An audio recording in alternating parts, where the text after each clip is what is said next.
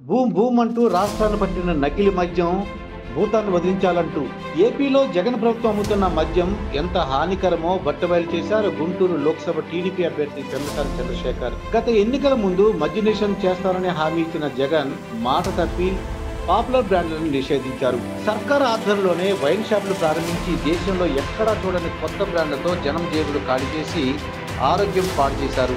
ఇది జగన్ సిద్ధం సభల్లో చెప్పిన అబద్ధం కాదు. ఏపీలో అమ్ముతున్న లిక్కర్ క్వాలిటీ తెలుసుకోవడానికి కెమికల్ ల్యాబ్ లో టెస్ట్ చేయించారు పెమ్మసాని చంద్రశేఖర్.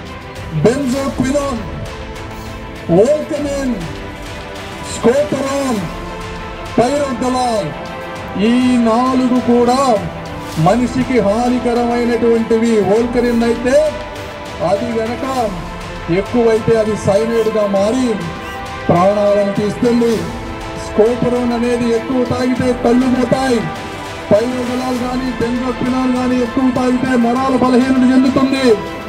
కమిషన్ల కక్కుర్తితోనే ఏపీ ప్రభుత్వం నాసిరకం మద్యాన్ని అమ్ముతోందని ప్రతిపక్షాలు మొదటి నుంచి ఆరోపిస్తున్నాయి. 5 ఏళ్ల పాలనలో కేవలం మద్యం అమ్మకాల ద్వారానే సీఎం జగన్ ఆయన సన్నిహితులు 40,000 కోట్లు వెనకేస్తున్నారని విపక్షాలు ఆరోపిస్తున్నాయి.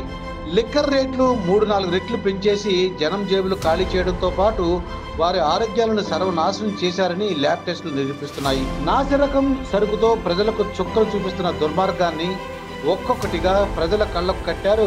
గుంటూరు ఎంపీ అభ్యర్థి పెమ్మసాని ఒక వైద్యునిగా మద్యంపై అధ్యయనం చేసి కల్తీ గుట్రట్టు చేశారు. ప్రజల ప్రాణాలను హరిస్తున్న ప్రభుత్వ విధానంపై నిప్పులు చెరిగారు పెమ్మసాని. ఎన్నికల ప్రచారంలో భాగంగా జగన్ పాలనలో అరాచకాలను ప్రజల ముందుంచుతున్నారు. వైసీపీ నాయకుల ఆగడాలను ఆధారాలతో సహా వివరిస్తున్నారు. మరోసారి జగన్కు ఓటేస్తే ప్రజల ఆస్తులకు ప్రాణాలకు గ్యారంటీ ఉండదని హెచ్చరించారు. ఎన్నికల ప్రచారంలో ఆయన జోరు చూస్తుంటే గుంటూరులో వార్ వన్ సైడ్ అవుతుందని అంటున్నారు.